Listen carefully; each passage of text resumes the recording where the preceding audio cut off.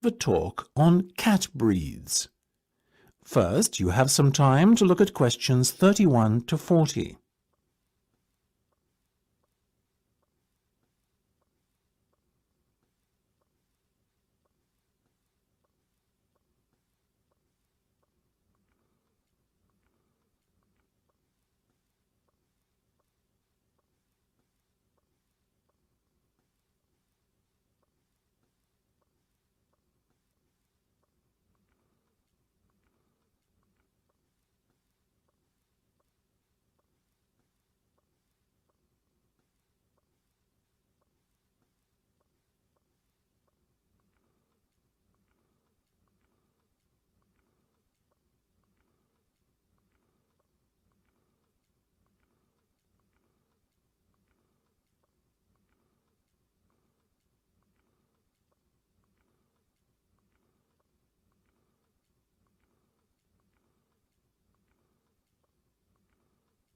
Now listen carefully and answer questions 31 to 40.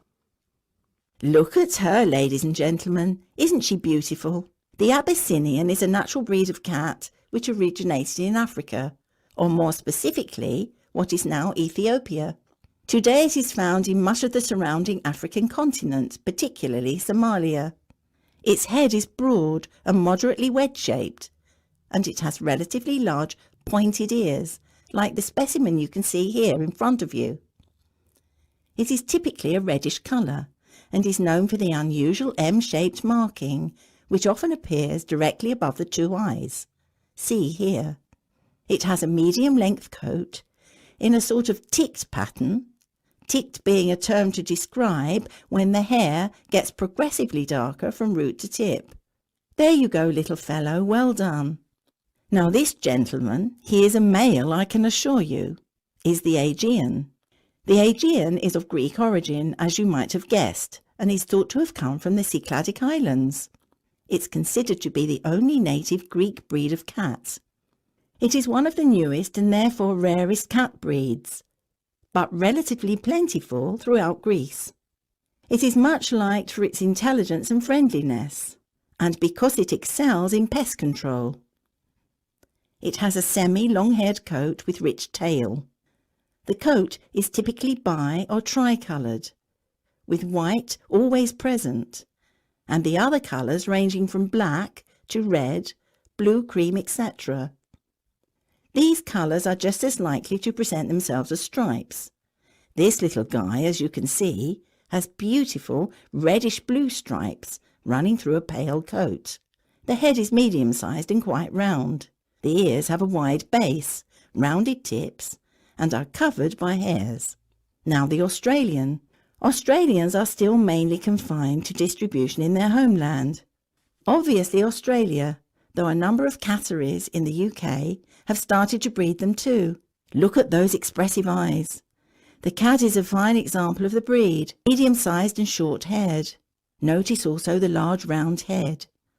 This breed is much loved for its tolerance of children, and because it is very rarely inclined to scratch. Its coat is typically spotted, or, as in the case of this little fellow, classic tabby style. Last but not least, we have the bobtail, another relatively new breed, like the Aegean and Australian. The bobtail first appeared in the 1960s in the United States, the only country in which it has a significant distribution, and is most notable for its stubby, bobbed tail, which is only something like 1/3 to 1/2 the length of a normal cat's tail. It is a very sturdy breed, with rather shaggy and dense fur. Bobtails can have any colour fur, and often have the appearance of a tabby. Unlike the other breeds we have discussed, the bobtail is not natural.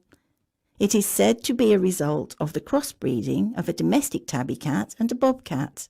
Such is the careful breeding the cat has undergone that it comes in all colours, and there are also both long and short-haired versions.